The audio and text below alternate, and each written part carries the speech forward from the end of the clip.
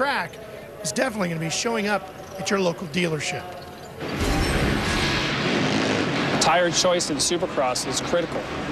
It determines everything. These guys are really fighting for traction into the turn on braking, out of the turn on acceleration. Once I get a tire that I'm really comfortable with, then it's on for me. Brayton gives him a run. New leader. Really impressed right now with what I'm seeing from Brayton. To pick a good tire for the main event is key. He's been driving with that rear tire all night, powering it out of the corners, driving it to the win. Tires are a huge part of racing. You know, that's what keeps you in contact with the bike to the ground. As a rider, we come back, we talk to the mechanics, and then the guys from Dunlop come over and we discuss what we want to do. Dunlop is a great partner for us and crucial to us because they help come up with a tire that works for our rider and our bike. It's very important to have, you know, the information that we gather from these teams and their technicians and be able to apply them to the new product that we're developing and producing for the public to use. Short, he's been fantastic out front, just holding his line. Pirelli has always been a very high-end company involved with all kinds of different motorsports, you know, from F1 to World Superbike and now Supercross. So for us to be associated with Pirelli is a big deal for our team with BTO Sports, and it offers a lot of value in terms of the sense of development. You know, we get a lot more attention, and the turnaround time to create new tires and new products is very quick for us and also for the consumers. The cool thing is we basically get to build our own tire. You know, they have so many different selections that we choose from, and to the eye you can't really tell the difference, but it's just different construction, different materials, and we can kind of build what we really like. We currently work with the JGR Yamaha team, BTO KTM team, and during the week we work with them where we gather the feedback on whether it's a new tire, an existing tire, and how we can improve. We're always trying to improve our product, and we're trying to give our consumer the best riding experience. You know, it's definitely hard. Each guy gives different information, each rider. It's basically tires made for each person. One tire doesn't work for everybody. You know, basically what they learn from our guys and the average, basically, they would put on a consumer bike. I think Pirelli is unique. We produce all of our tires in a normal production factory. The same hands that build a tire that a top Supercross rider competes on is the same hands that build a tire that our consumers ride on. Oh, Villo riding that rear wheel all the way in there, and Villapoto takes it. Our relationship with Dunlop, all the comments they take from us each weekend, week in and week out, they take those comments and they're always trying to develop a new tire. There are times when we're running standard tires. There's times we're running what we call development spec tires. So we do a little of each. You know, once in a while we want to come up with the next new tire. Whatever we're going to bring out into the consumer's hands in another few years, we've got to start somewhere. Well, hi, everybody. Welcome into our booth. Ralph Shaheen alongside Ricky Carmichael and Jeff Emmick. We're high above the old victory lane, which ironically today was turned into a bike wash. Kind of interesting. The racetrack you can see behind us. And Ricky, the racetrack here tonight is going to require the proper tire choice for sure. Oh, 100%, and the start's going to be important for that, so you can pick tires for the start. That's what I used to do. I think a lot of guys still do that, and that's going to be extremely important along with the ruts. This track is really rutty tonight, so be interesting to see what they pick for a tire. They do so much development work getting the tires right. Jeff, it's really the last piece of the puzzle, isn't it?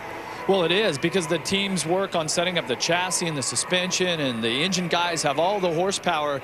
But if you can't connect properly with the bike, then then it's just no good. And I can remember back in the racing days how strong the relationship was with your tire guy. You had the one guy that you would communicate with, and you would get that special tire. And it seems like once you had that one, you would just stick with it no matter where you went. Tire guy's pretty busy right now. We're getting ready for the 250 last chance qualifier. That's the next race in the gate. When we return to Daytona live, Fox Sports 1.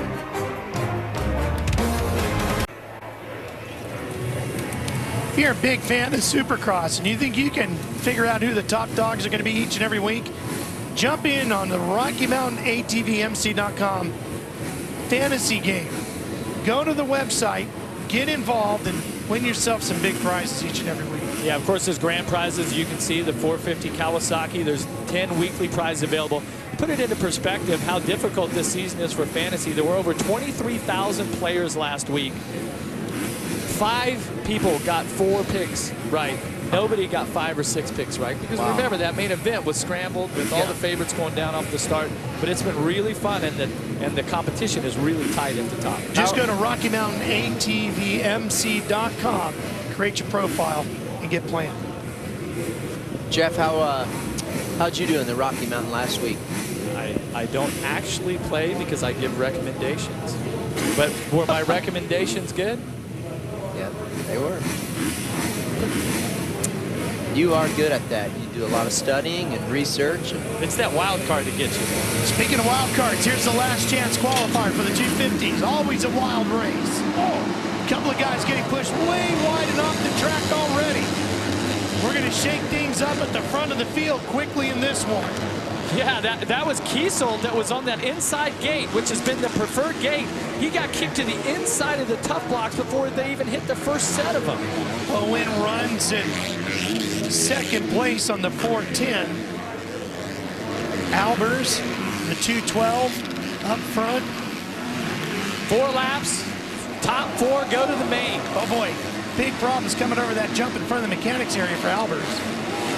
And then the 47 of Peters coming in here.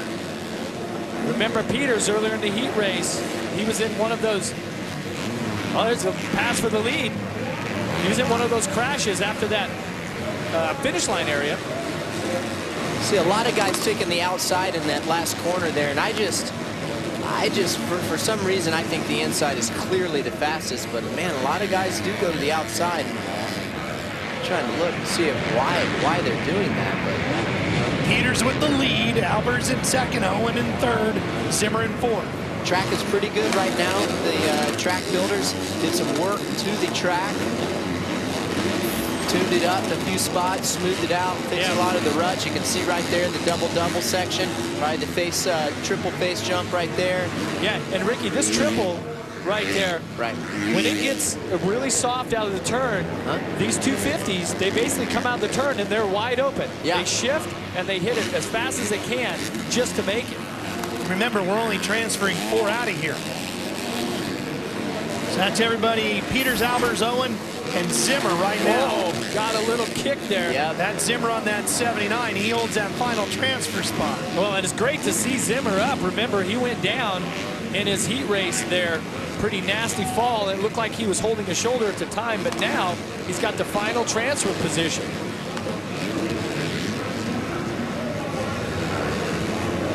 There he is in the orange, teal, and white kind of Miami Dolphins color scheme. Kind of getting the vibe of Florida here, I guess. Owen in the 410, making a run here, trying to catch Albers on that 212. Albers on the yellow Suzuki just in front of him. And this is probably the best battle on the racetrack right now. Well, Owen really has shown some speed lately. If you guys remember at the first round, he didn't qualify. He was 5th in this last chance qualifier, missed it by 1, then has been 18th in the last 2 main events. But I feel like his speed is better than that 18th result. But right now, speed doesn't matter. It just matters your position across the finish line to get into the main event. Right, and these guys are in qualifying position, so no need to get into a hot and heavy battle here. Just hold what you got and get it into that main event. Well, and this track is so challenging, and the way that it has the soft soil and all the jumps mixed in, it's pretty easy to make a mistake. And so for either of those riders, they make a little mistake, that's going to allow Zimmer and Bomber to move in. Well, you saw Clausen at the top there, the 761 off the track. He had been 1 spot out of a transfer. Now he's completely off the racetrack, and that's moved Bomber up. So he's now 1 spot out. Still Peters, Albers, Owen, and Zimmer in the transfer spots with 1 to go. Final lap. Wow, and how about Bomber? He's 5th, 1 spot out, just turned the 3rd fastest lap, and then Nodden just behind him, just 1 up him. So now Nodden had the 3rd fastest lap. So 6th and 10th are on the gas here with 1 to go. And this is a fight for that final transfer spot. That's Bomber on that 91. Nodden is on the 620 behind him. And here comes Bomber. He's going to make a run at him. He comes right alongside the 79 of Zimmer, loses a little bit of ground. He's going everywhere, trying to find different lines. Makes a little mistake there, doesn't launch it. He's going to go outside right here. See if he can square it up. See if the momentum works for him. Oh, clip that tough block. Yep, that Zimmer can make the difference on Zimmer on the 79. Bomber cuts inside. They're bar to bar coming through here. Oh, it's going to be a drag race. They triple out into the whoop section. Who's brave enough to hold the throttle on for the final transfer spot? Checkered flag. Peters gets the win. Here's that fight for that final transfer spot. Bomber trying to gas it up. They're going to come to the line. Bomber maybe with an edge. It's going to go to Bomber as they both just let it all fly. Wow, what a great finish in that last chance qualifier. The difference of 5 thousandths of a second.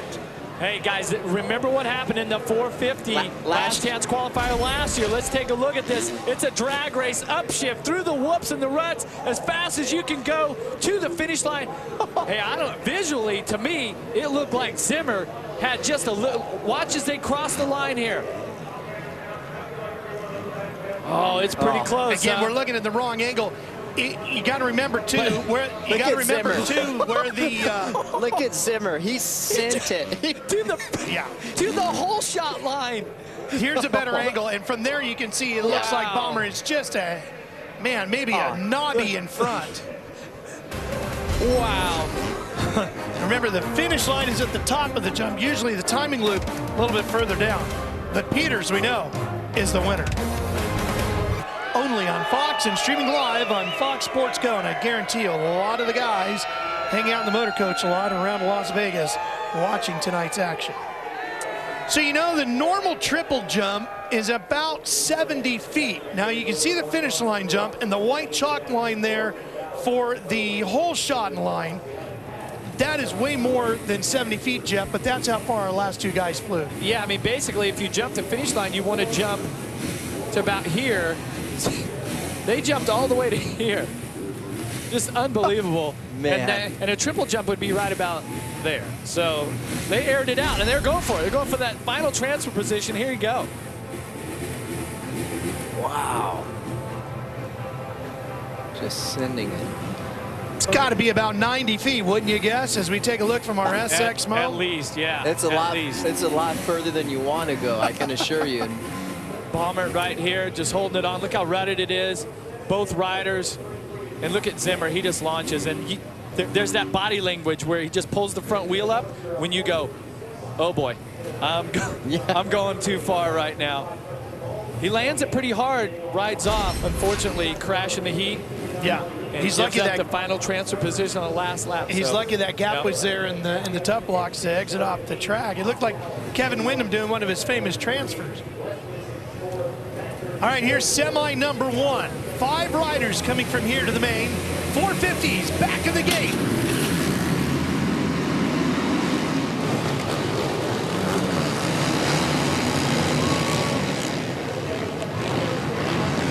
That looks like Jimmy Albertson taking the whole shot.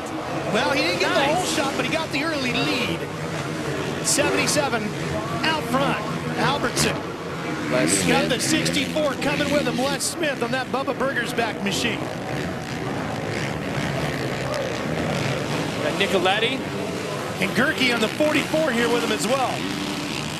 See Nicoletti, 38 there. He's on the JGR Yamaha. You got Will Hahn, 23 on the Geico Honda. Remember, he was second here last year in the 250 class on his way to the title. Trying to work his way into the main event here tonight. Nicoletti is on that blue Yamaha number 38. There goes Hahn on the 23.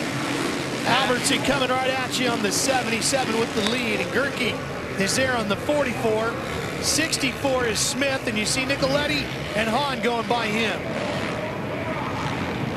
Setting this up there, looked like Justin Brayton, number 10, Nicoletti's teammate on the Yamaha, has now worked his way up to 6th. There's Nicoletti.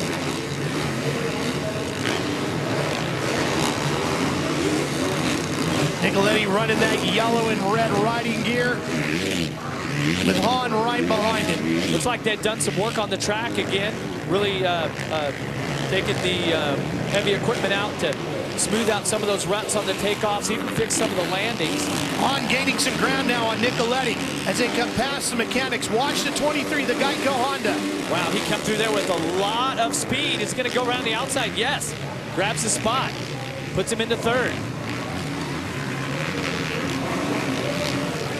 Hahn looks like he has the flow. He's riding really aggressive now. Let's see how much time he can make up on Gerke here. 44 on that BTO Sports.com KTM. Looks like they've cleaned the takeoff to this here. They're nailing the triple out of that far turn by NASCAR turn 4. Here comes Hahn, working Gerke, trying to get to the inside of him. Couldn't get it done there. See if they run the same line through the corner here. Just about. These guys running in second and third, both of them chasing Albertson. But remember, it's the top 5 that transfer through here. Yep. Now, remember, last lap around, Hahn was really quick through this section, but he was on the right, on his right earlier. Now he's on the left. Ooh, see how much dirt he dug in on the face of that jump there? Yeah, and like Ryan Villapoto said after his heat race win interview, the dirt is like a sponge. We got a lot of rain down here for a couple days this week, and it just saturated into the ground, makes the dirt very soft. Here's Albertson, Gerke getting inside of him. Change for the lead, and Hahn's right there as well. They swap the lead back and forth, and Hahn's going to get in the mix. 3 riders battling for the win here in semi number 1. Yeah, you can see Will Hahn. You can hear the crowd's reaction from Will Hahn getting a little sideways there in the whoops. Pulled it off good, though. Man, I'm impressed with Jimmy Albertson here, the rider out of Oklahoma, riding for motorsport.com. He has really put in a great ride, solid, holding his lines good. He got past Gerke right back. Now here we come in crazy here with riders going down all over the place. Now here we come into Hahn's good spot, but he's a little off the mark on this lap. And Gerke's going to try to get inside Albertson. Well, Hahn goes outside, tries to rail around the berm, can't make it work there, and the battle now becomes a little bit more of a 2-rider fight for the moment. Oh, now here's Hahn right back into it. Yeah, and it's a difficult position to be in Gerke's spot because you've got a rider who is really aggressive behind you, and yet you're having trouble making that pass on the rider in front. Hahn pulling up alongside of Gerke. Gerke with a bit of a bobble. That could give an edge to the Geico Honda rider. It does. And Hahn is now in second place as we work the final lap. Let's see if Gerke has any retaliation here. He gets into the back of Hahn as Hahn pretty much stopped in that turn to square it up. The riders, you notice, they're cutting down, not railing those berms around the outside. That's because they want a clear rut coming out of the turn that's not as deep and not as rough. You'll see that all night long. As they get deep in the main, the riders will definitely square off those bull turns. Gerke looks like he's going to settle back here a little bit for third. There's no need for it. Yeah, I mean, at this point, you're just, you're battling for a gate pick. Okay, he has nothing to gain other than that. So sit back and save a little energy for the main event because it's going to be brutal. Yeah, Gerke had made every main of the season until last year. Sizing him up, comes right after him, but Albertson quicker off the corner, but Hahn down the straightaway with a lot of speed, and he's going to take the win. Third semi-win for Hahn this year is Albertson, Gerke, and Brayton will all go along with Nicoletti over to the main. Impressive run for Will Hahn in semi number 1.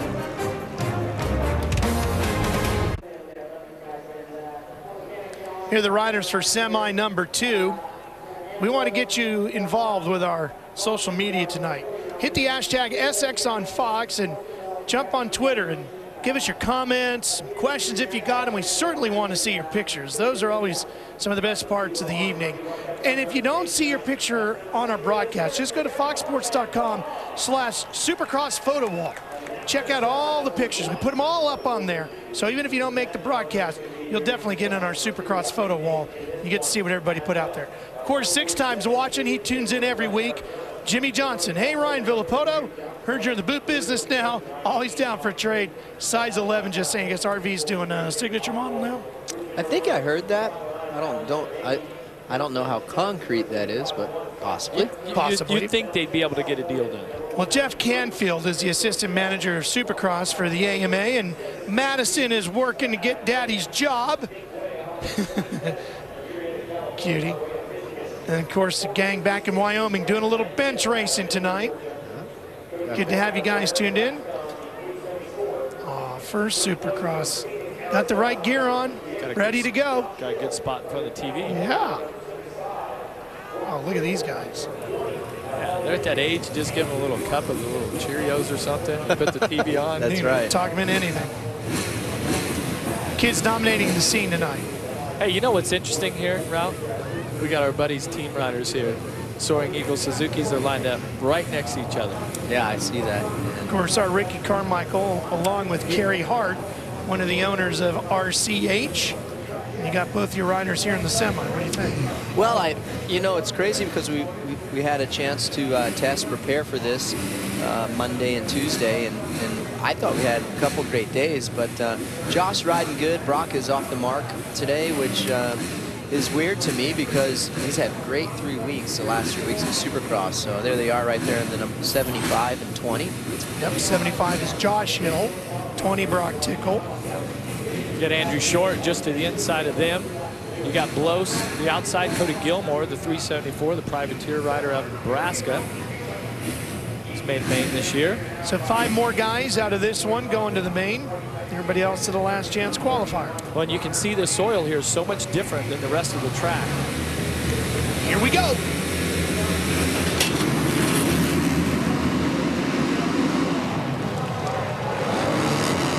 Good start for Andrew Short. Great start for Josh Grant also, the blue bike, the Yamaha.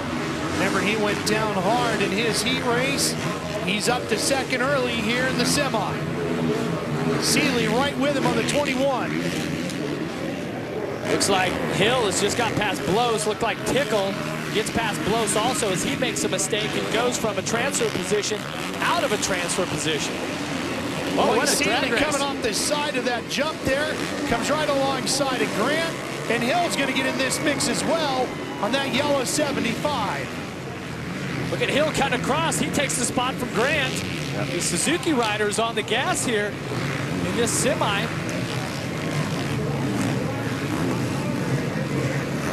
Hill now going after Grant, working hard on him as Grant tries to pull back alongside.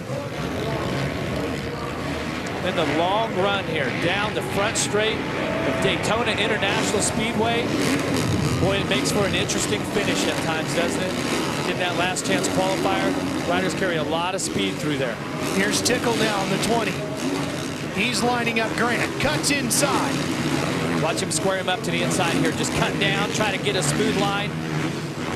Doesn't quite accelerate as quick as he needs to make the pass. Maybe get him on the inside here, going down the straightaway. You can see how ruddy those face of those tabletops are getting. Here you go. Cuts back across. You know, Ricky, the last couple weeks, your rider here, Brock Tickle, number 20 there, to me seemed to loosen up and really have some great flow. Right. He seems to be timid, tight. Oh, totally. I don't want to say timid, but I want to say tight here today.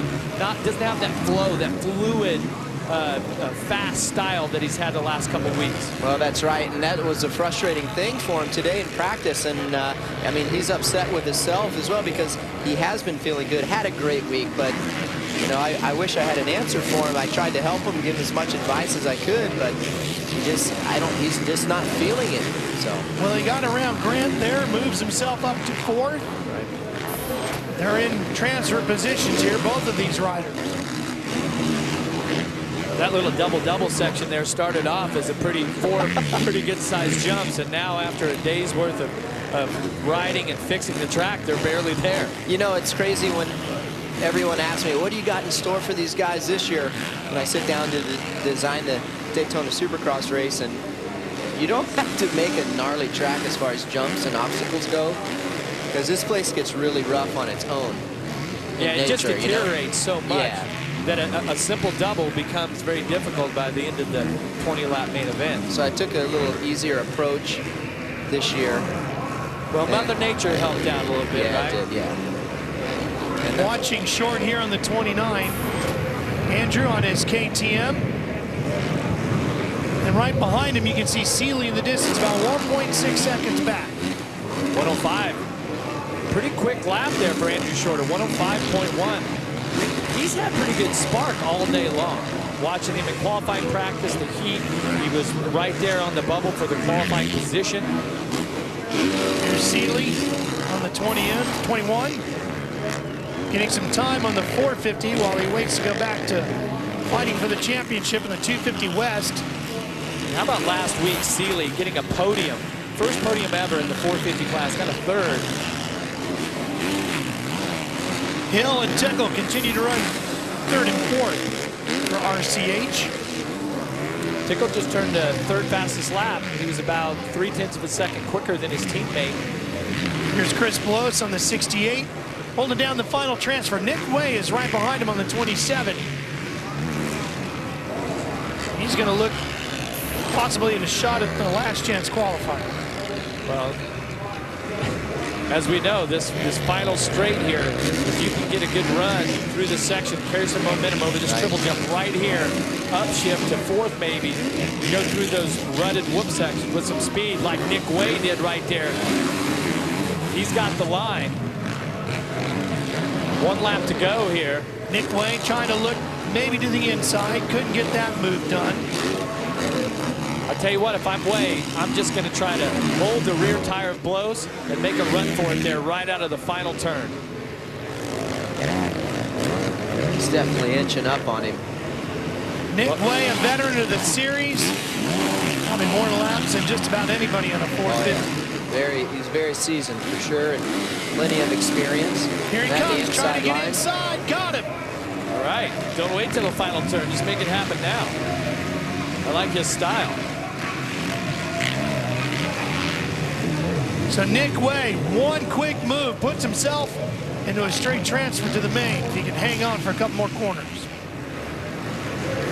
And Andrew Short, checkered flag, his 4th semi-win of the year.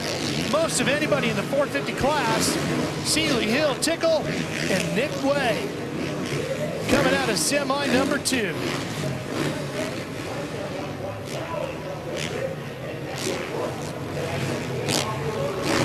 Just a couple more spots open in that 450 main event. They're going to come out of the 450 last chance qualifier. That'll be the next thing we'll have in the gate. In case you were wondering there, Nick Way, 164 career starts. He's going to get one more here tonight since he's in the main. And we're going to be right back for more from Daytona. At a place made famous for speed, it's the grueling nature of this Supercross track that makes Daytona unique. Lap times well over a minute as the track stretches the length of pit road and the tri-oval. What's your favorite part of Daytona? The length, the sand, the jumps, the history? That's our Yamaha poll question. It's your turn to weigh in. Go to foxsports.com/connect live on your computer, tablet, or smartphone and cast your vote. Yamaha revs your heart. I'm Justin Barsha, and you're watching Daytona Supercross live on Fox Sports 1. Back here in Daytona Beach, the most unique of the stops on the Monster Energy Supercross Tour. The only race at a real motorsports racetrack, usually inside stadiums around the country. Let's take a look at some of the highlights from earlier tonight. 250s got underway. Blake Baggy got the whole shot, and nobody really had anything for him. No, they didn't, wire to wire. He was really good all day in practice as well. He has a little injured thumb from what I hear, but by the looks of his performance tonight, couldn't really tell that anything is bothering him. We thought his teammate on the number 46 there, Adam Ciancerullo, the way he got the start here, was going to maybe do the same thing. He got out front, looked like he was going to pull away, but then Jeff he had a mysterious problem. Yeah, had a little problem. Well, this is him passing Jeremy Martin for the lead in Cianciarulo here at his hometown race for the first time. Really dominated this heat race. Then the bike issue right here. You see the bike. Watch the 46 on the right. The bike slows down. His teammate Davalos goes by, takes his 4th heat win of the season. Now we move to the bigger bikes and begin with 450 heat number 1. Villapoto on the right, everybody keeping an eye on him, but it was Michael Lessie who always gets a good start. Pulled the whole shot here in heat 1. Yeah, he sure did. And checked out there, you can see Josh Grant falling down there on your screen. He led for a little bit, but then the champ right here, he just starts reeling him in, hitting his marks, doing what he needs to do, getting his heat race win right there. Been a pretty good night so far for Kawasaki's, hasn't it? It sure has. Well, then we move to heat number 2 here, Jeff, and it was Dean Wilson on another Kawasaki. Dean Wilson off the start, held off a charge from James Stewart, and that would complete a sweep. 4 heat race wins here tonight for Team Kawasaki. So that takes care of the heat races. We've got the 250 last chance qualifier done and the 2 450 semis. Hi, everybody. Ralph Shaheen along with Ricky Carmichael and Jeff Emick. Hey, sorry about our poll question. Apparently it's not wanting to play tonight, so we'll have that for you next week when we move on to Detroit. But let's now start analyzing what we've seen so far. We've got one more last chance qualifier to go and then the main event. How do you think your racetrack's holding up? Well, I think it's it's holding up as good as it can considering the amount of rainfall that we got here in Daytona this week. So it's going to be ruddy, but that's what lives up to Daytona's typical Daytona Supercross fashion. Do you think, Jeff, that maybe Kawasaki's going to sweep the 2 mains as well? Well, as a Kawasaki rider, that would be great to see. But I do think that the start is going to be really important because the riders that are behind the leaders, they're really having to find some, some special lines out there to do something extra. Okay, but also in those heat races, the fastest guys started up front. So it's going to be tough for all of the competitors tonight. We have 15 laps in the 250s, 20 in the 450s. And a lot of great action for you at home and for the fans here in the grandstand. And they are ready for the racing to continue. They are packed in to the tri-oval area, ready to go. And we're going to drop the gate on that last chance qualifier when we come back.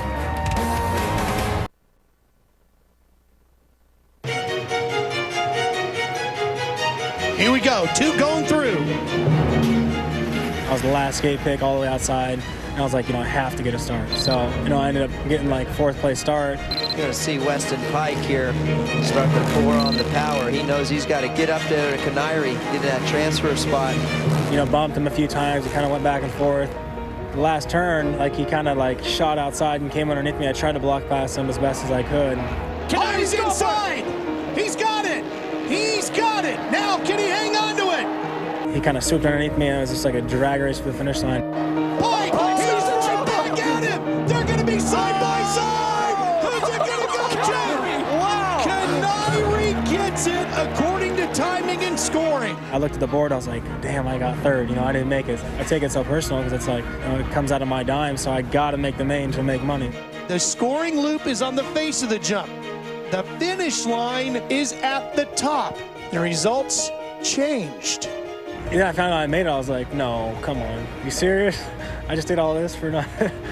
I regret doing that, but, I just the passion I have for racing. So, it's just kind of, I apologize for it, and, I hope everybody understands. Part of the emotional roller coaster, that is Supercross. Weston Pike giving it his all, thinking he had lost it all, and then getting a reprieve to go back to the main event. Yeah, and luckily it didn't bend up the bars and levers and all that. He still had to go race that machine. Well, we got a last chance qualifier in the gate ready to go, and we have Jenny Taft at the Chaparral starting gate. Ralph, thank you. I'm in the pits, and I found Justin Barcia catching up with you. You're back from injury after 2 weeks off. You actually had a tough crash in practice. Tell us about that. How are you feeling now? Yeah, it's been a tough few weeks. Obviously had a bad crash in Atlanta. Feeling a lot better though. Knee's doing good. My ankle's doing good. My back's doing good. My neck's doing good. So everything's feeling better. Did have 2 hard crashes today, and was a little disappointed with that. Just stupid mistakes. And track's extremely tough here in Daytona. So looking to regroup, good heat race, and hopefully go out there and get a good start in the main event and ride good and no crashes. Daytona is a race that's so different in its own. Being outside in front of all these fans, what is the most challenging part about racing here in Daytona? I think the most challenging part of racing here in Daytona is the track conditions. Just it gets so beat up. We're on Supercross suspension, and you know, it's gnarly. And to keep it on 2 wheels for 20 laps is extremely challenging. But for me, I'm just trying to go out there tonight, be smart, keep it on 2 wheels, and be safe, and I'll end up in a good position. We'll see you in the main. Thanks so much. Thank you. Justin Guys? has half a dozen top 10 finishes this year, and yes, that was Trey Kennard photobombing them from inside the transporter there. Here's our upcoming schedule of events. We're going back to Detroit. Everybody looking forward to visiting Ford Field next week, and then it's off to Toronto. We cross over the border on one and only time this year. St. Louis, Houston, Seattle, and then MetLife Stadium. So many riders have circled that one as one they really want to win. Coming up in April, we wrap it all up. Sam Boyd Stadium, first Saturday night in May. Las Vegas, crowning all the champions. Supercrossonline.com. If you want to go get some tickets, come join us at the races. You know, you've heard a lot of the riders talk about how tough racing is at Daytona. We caught up with a few of them at Track Walk today to get their thoughts.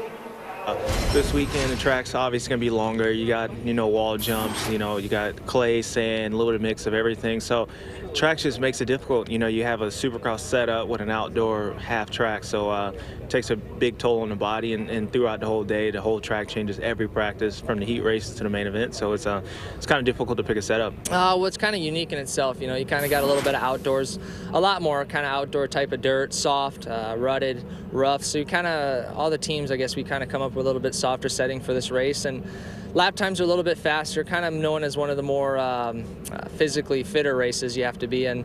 Daytona is a unique place. We got to ride press day a little bit yesterday, and it's pretty soft. But with the sun that's out now, it'll harden it up a little bit, but it definitely is a rough track to ride. It seems to be a little not as technical as years past, so I don't know if that's just a little change up when they built it. So I think it'll be rough regardless, but it's not that super kind of like technical outdoor track like it has been in the past. All right, we're ready to go. 450 last chance qualifier. A couple of riders to take note of: Josh Grant, Les Smith, Chris Blos, all in here, and only 4 guys coming out of here to the main. Well, if you noticed on the right side of our screen there, they've kind of moved that tough block around, blocking some of the gates on the inside. And if you look right here, look how nice this is coming down the inside, that first gate. Here we go, gate drop time in Daytona.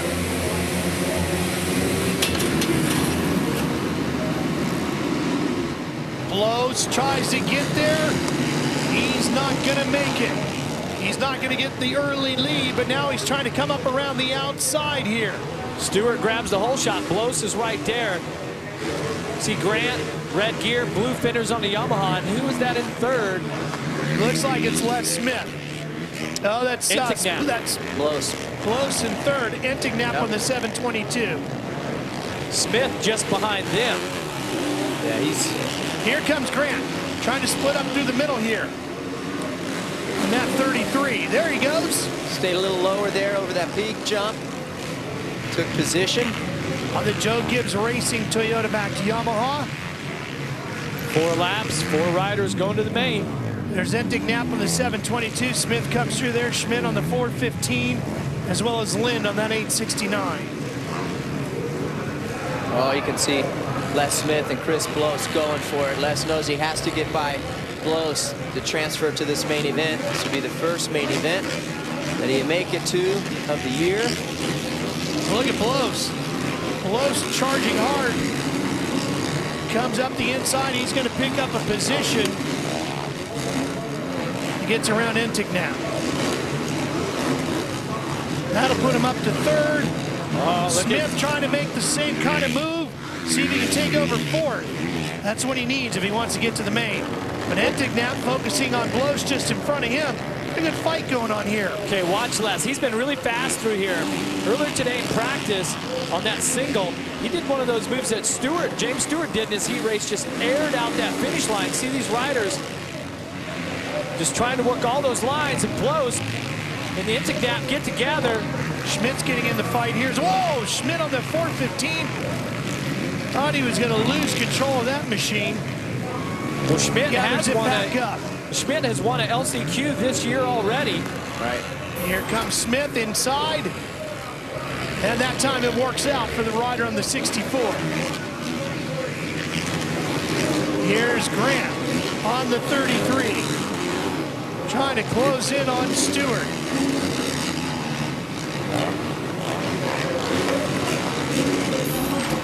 It's a pretty good drive off the corner. Grant gains a little bit more ground.